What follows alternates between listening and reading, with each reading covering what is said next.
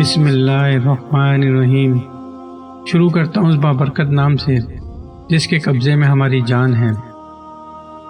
دمشق میں ایک بہت بڑی جامع مسجد جو کہ مسجد جامع توبہ کے نام سے مشہور ہے، اس میں ایک طالب علم جو کہ بہت زیادہ غریب تھا اور وہ اپنی عزت نفس کی وجہ سے مشہور تھا۔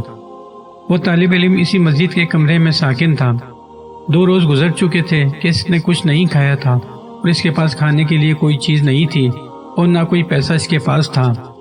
تیسرے روز بھوک کی شدت سے اس نے احساس کیا کہ وہ مرنے کے قریب ہے۔ سوچنے لگا کہ اب میں اس حالت میں ہوں کہ شرعاً حد تک مردار اور ضرورت کے مطابق چوری جائز ہے۔ اس لڑکے نے کچھ دیر سوچنے کے بعد چوری کا راستہ اختیار کیا۔ شیخ طنطنابی کہتے ہیں کہ یہ سچا واقعہ ہے اور میں ان لوگوں کو اچھی طرح جانتا ہوں اور اس واقعے کی تفصیل سے آگاہ ہوں۔ یہ مسجد ایک قدیمی محلے میں واقع ہے اور وہاں تمام مکانات قدیمی طرز پر اس طرح بنے ہوئے ہیں کہ ایک دوسرے کی چھتیں آپس میں ملی ہوئی ہیں اور چھتوں سے ہی محلے کے کسی کے بھی گھر جایا جا سکتا ہے۔ یہ جوان مسجد کی چھت پر گیا اور وہاں سے محلے کے گھروں کی طرف چل دیا۔ پہلے گھر میں پہنچا تو دیکھا وہاں کچھ خواتین ہیں تو سر جھکا کے وہاں سے چلا گیا۔ بعد والے گھر پہنچا تو دیکھا گھر خالی ہے، لیکن اس گھر سے کھانے کی خوشبو آ رہی ہے۔ بھوک کی شدت میں جب کھانے کی خوشبو اس کے دماغ میں پہنچی تو بھوکے کی مانند اس کو اپنی طرف کھینچ لیا۔ یہ مکان ایک منزل تھا۔ فوراً باورچی خانے میں پہنچا، دیگچی کا ڈھکن اٹھایا تو اس میں بھرے ہوئے بیگن کا سالن تھا۔ ایک بیگن اٹھایا، بھوک کی شدت سے سالن کے گرم ہونے کی بھی پرواہ نہیں کی۔ بیگن کو دانتوں سے کاٹا اور جیسے ہی نکلنا چاہا تو اسی وقت عقل اپنی جگہ واپس آ گئی اور اس کا ایمان جاگ گیا۔ اپنے آپ سے کہنے لگا کہ خدا کی پناہ، میں طالب علم ہوں، لوگوں کے گھروں میں گھسوں اور چوری کروں۔ اپنے اس فعل پر شرم آ گئی، پشیمان ہوا اور استغفار کیا اور پھر بیگن کو واپس دیگچی میں رکھ دیا اور جیسے آیا تھا ویسے ہی واپس لوٹ گیا اور مسجد میں داخل ہو کر شیخ کے حلقہ درس میں حاضر ہوا۔ بھوک کی شدت سے سمجھ نہیں پا رہا تھا کہ شیخ کیا درس دے رہے ہیں۔ جب شیخ درس سے فارغ ہوئے اور لوگ بھی متفرق ہو گئے تو ایک خاتون مکمل حجاب میں وہاں آئی، شیخ سے کچھ گفتگو کی اور وہ طالب علم ان دونوں کی گفتگو نہیں سمجھ سکا۔ شیخ نے اپنے اطراف میں نگاہ کی تو اس طالب علم کے علاوہ وہاں کسی کو نہ پایا۔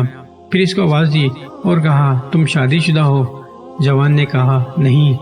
شیخ نے کہا، کیا تم شادی نہیں کرنا چاہتے؟ جوان خاموش رہا۔ شیخ نے پھر کہا، مجھے بتاؤ تم شادی کرنا چاہتے ہو یا نہیں؟ اس جوان نے جواب دیا، خدا کی قسم میرے پاس ایک لقمہ روٹی کے لیے پیسے نہیں ہیں، میں کس طرح شادی کروں؟ شیخ نے کہا، یہ خاتون آئی ہے، اس نے مجھے بتایا ہے کہ اس کے شوہر وفات پا گیا ہے اور اس شہر میں اور اس دنیا میں اس سوائے ایک ضعیف چچا کے کوئی عزیز رشتہ دار نہیں ہے۔ اپنے چچا کو یہ اپنے ساتھ لے کر آئی ہے اور وہ اس وقت اس مسجد کے ایک کونے میں بیٹھا ہوا ہے اور اس خاتون کو اس کے شوہر سے گھر اور مال ورثے میں ملا ہے اور ایسے مرد سے شادی کرنا چاہتی ہے جو شرعاً اس کا شوہر اور اس کا سرپرست ہو تاکہ تنہائی و بدنیت انسان سے محفوظ رہے۔ کیا تم اس سے شادی کرو گے؟ جوان نے کہا، ہاں۔ اور پھر اس خاتون سے پوچھا کہ تم اس کو اپنے شوہر کے طور پر قبول کرتی ہو؟ اس نے بھی مثبت جواب دیا۔ شیخ نے اس خاتون کے چچا اور 2 گواہوں کو بلا کر ان دونوں کا نکاح پڑھ دیا اور اس طالب علم کے بجائے خود اس خاتون کا مہر ادا کیا اور پھر اس خاتون سے کہا، اپنے شوہر کا ہاتھ تھام لو۔ اس نے ہاتھ تھام لیا اور اپنے گھر کی طرف اپنے شوہر کی رہنمائی کی۔ جب گھر میں داخل ہوئی تو اپنے چہرے سے نقاب ہٹا دیا۔ وہ جوان اپنی زوجہ کے حسن و جمال سے حیران ہو گیا اور جب اس کے گھر کی طرف متوجہ ہوا تو دیکھا کہ وہی گھر ہے جس میں وہ داخل ہوا تھا۔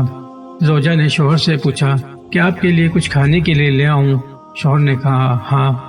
اس نے دیگچی کا ڈھکن اٹھایا اور بیگن کو دیکھا اور بولی، عجیب ہے، گھر میں کون آیا تھا اور اس نے بیگن کو دانتوں سے کاٹا ہے؟ وہ جوان رونے لگا اور اپنا قصہ اس کو سنا دیا۔ زوجہ نے کہا، یہ تمہاری ایمانت داری اور تقوی کا نتیجہ ہے۔ تم نے حرام بیگن کھانے سے اجتناب کیا تو اللہ نے سارا گھر اور گھر کی مالکہ کو حلال طریقے سے تمہیں دے دیا۔ جو کوئی اللہ کی خاطر کسی گناہ کو ترک کرے اور تقوی اختیار کرے، اللہ اس کے مقابل میں بہتر چیز اس کو عطا کرتا ہے۔ اللہ سے دعا ہے کہ ہمیں بھی تقوی اختیار کرنے اور گناہوں سے بچنے کی توفیق عطا فرمائے، آمین۔ امید ہے آپ کو آج کی ویڈیو پسند آئی ہوگی۔ ثواب کی نیت سے آگے اپنے دوستوں، رشتہ داروں اور عزیزوں کو بھی یہ ویڈیو شیئر کریں۔